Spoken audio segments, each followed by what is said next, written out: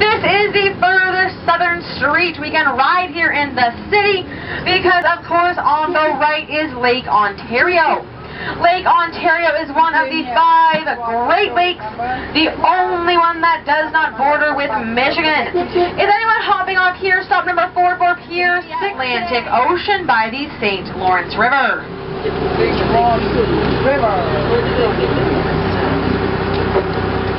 The building, the headquarters of the Royal Bank of Canada, and the reason the building looks gold is because it is. The company had 24-karat gold baked into the windows. Now we all believe that they want to be the big bad bank made of gold here in our city, when in fact it is environmentally friendly. Gold is a good insulator, so it reflects sunlight away from the building and has helped lower their high air conditioning and heating costs. Now on our left behind these trees is the Air Canada Centre. The ACC was built in 1999. It is a 20,000-seat arena. So 3 of our major sports teams play here. Ma'am, you do have 2 cities that actually do not win that often. Continuing east along Queens Quay right now. Is anyone hopping off at stop? Music, juggling, knife throwing, flame throwing, people on stilts, blindfolded, juggling knives even. Lots of all that neat stuff. So today the market is open. It's closed Sundays and Mondays. Saturday is their busiest day. So today is an excellent day if you guys want to check out St. Lawrence Market. Now here on the right is Captain John's Seafood Restaurant. It's open all year round. A little known place here in the city to get seasick while eating seafood at the same time. Now core. The reason they built it up so high was to reduce traffic noise in the area. Now, this is true. If you raise it above our heads, we can't hear it as well until about 10 years after they built the Lakeshore Boulevard. Right? Alright, Steve, so we do have a stop. Record stop number 7. The St. Lawrence Market. Now, has anyone heard of the Old Spaghetti Factory? If you guys were ever interested in going there, it's a pretty neat little restaurant here in Toronto, one of a kind. It's like a loaf of bread. Now, the North Building, which is just across the lights up ahead, is more lively on weekends. Today they have their Saturday Farmers Market, and on Sunday an Antique Market. So here's the Busker Festival happening right now. The whole street's closed down. Further west, I would definitely recommend checking it out. It only happens once a year. Okay, you guys, this is a stop for the St. Lawrence Market. Please wait here on the corner once you're here in our city. Now, Toronto was first discovered by the French in 1615.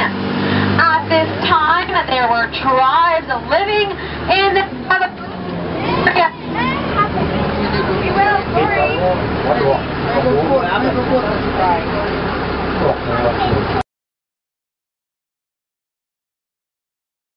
Schoolhouse built in 1848.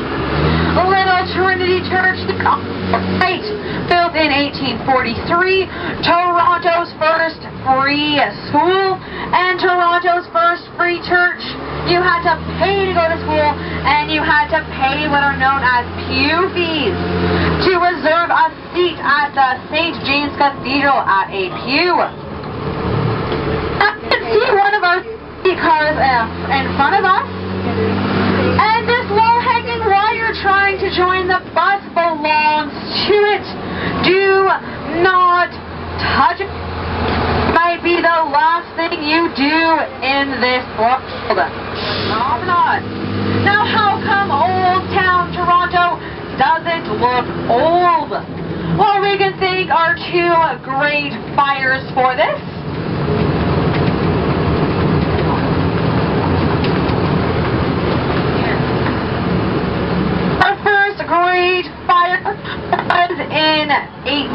Started a bar at King and Jarvis, which we will be passing shortly. It quickly destroyed 16 entire city blocks. Now, as I mentioned, all of Toronto was heavily forest area. So when we cut down all the way at Captain John's Seafood Restaurant, it stretches for 1,890 kilometers or 1,100 miles. The longest street in Canada and the second longest in the world. It used to be the longest street, but the Guinness Book of World Records changed their definition to include highways. So it is the second longest, but of course it is a street, not a highway. So we like to think that Yonge Street is the longest street, with sidewalks located along the entire way. The bay on our left is the largest department store in Canada. And the Hudson's Bay Company is the oldest corporation in Canada and the second oldest in North America, which granted the Hudson's Bay Company exclusive trading rights to the Hudson's Bay watershed. On our left is the wonderful Eaton Centre. The Eaton Centre was built in 1977. It's the largest urban shopping center.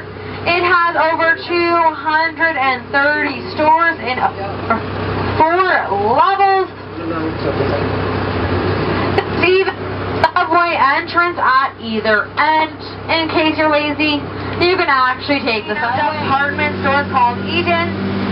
Is now Sears did buy them out in the 1990s when they succumbed to bankruptcy.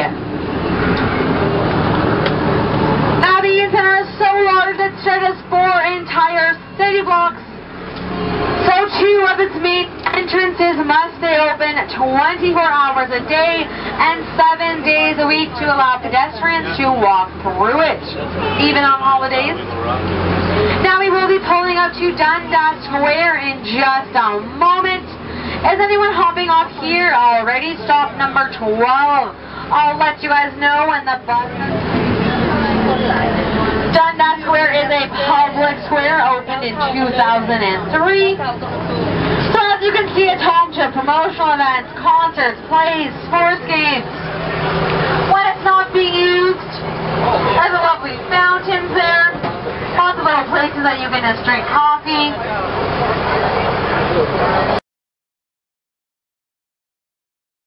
Anyone for number 14, Yonge and Carlton?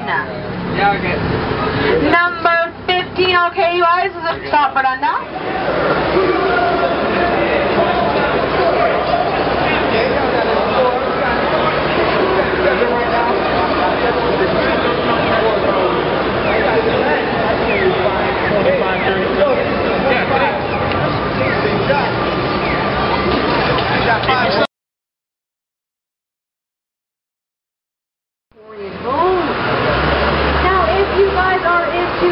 Celebrity hunting. So this is one of the fire trucks here. See how small it is? That fits right in the door of Yorkville Fire Hall. We saw Lady Gaga from the bus 2 months ago, and there are some celebrities in town right now for the Fan Expo. William Shatner as well. Tom Felton of Harry Potter fame, Draco Malfoy. You never know who you can see in Yorkville. Now in 2 weeks when the Toronto International Film Festival